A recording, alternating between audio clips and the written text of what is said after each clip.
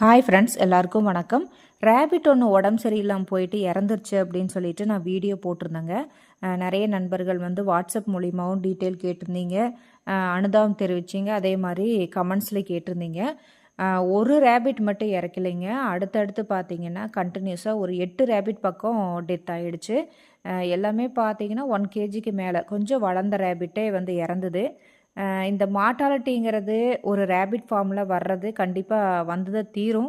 ஆனால் அடுத்தடுத்து இது டெத் ஆகுதுன்னா கண்டிப்பாக ஏதோ உணவு மூலியமாக தான் ஒரு பிரச்சனை அப்படின்ட்டு நல்லாவே தெரிஞ்சுது.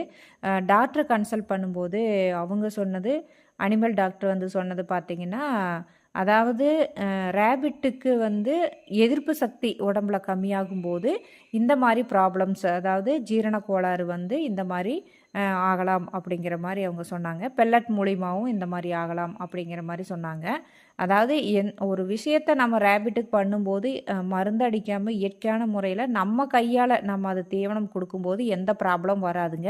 இதுவே வெளியிருந்து நம்ம வாங்கும்போது அவங்க எந்த அளவில் அதில் மிக்சிங் பண்ணியிருக்காங்க, என்ன ஏது மருந்து அடிச்சிருக்காங்களா இல்லையா, அதில் என்ன கலக்கியிருக்காங்க அப்படிங்கிறது யாருனாலையும் கண்டுபிடிக்க முடியாது.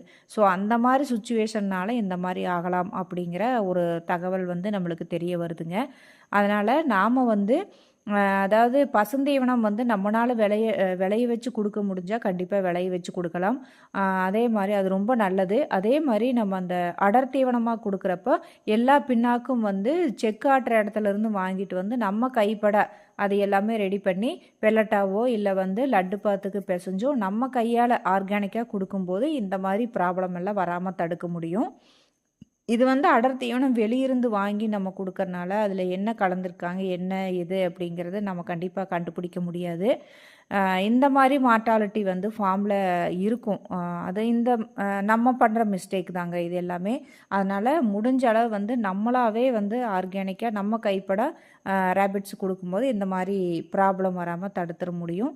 ரொம்பவே கஷ்டமாக போச்சுங்க. 8 ரேபிட்டுங்கிறது ஒரு ரேசுப்பட்ட இது இல்லைங்க. பார்த்து பார்த்து நம்ம வீட்டில் இருக்கிற நம்ம குழந்தைங்கள வளர்த்துற மாதிரி தான் வளர்த்தி அதை ஆளாக்குறோம். இந்த மாதிரி ஒரு அசம்பாவிதம் நடக்கும்போது ரொம்பவே கஷ்டமாயிடுது. ஏன்னா 1, 2 அப்படிங்கிறத விட்டு அடுத்து டெய்லி 2, 3, 2, 3ன்னு டெத் ஆகும்போது அது ரொம்பவே இன்னுமே கஷ்டமாக போயிடுதுங்க. இது வந்து சின்ன ஃபார்ம்லேயே இந்த மாதிரி நடக்கும்போது பெரிய ஃபார்ம்லலாம் நினச்சி பாருங்கள், நிறைய மார்ட்டாலிட்டி ஆகும்போது எந்த அளவுக்கு அந்த விவசாயி பாதிக்கப்படுவாங்கன்னு நினச்சி பாருங்கள். அதனால் அந்த கால்நடை துறையில் மட்டும் நம்ம எந்த விதத்துலேயுமே ஒரு சின்ன தவறு நடந்தாலும் தீவன விஷயத்தில் இந்த மாதிரி ஆயிடுது. என்னதான் நம்ம மருந்து கொடுத்து முன்கூட்டியே நம்ம இது பண்ணாலும் சில சமயத்தில் இந்த மாதிரி எதிர்பாராத விதமாக இந்த மாதிரி நடக்கிறது அது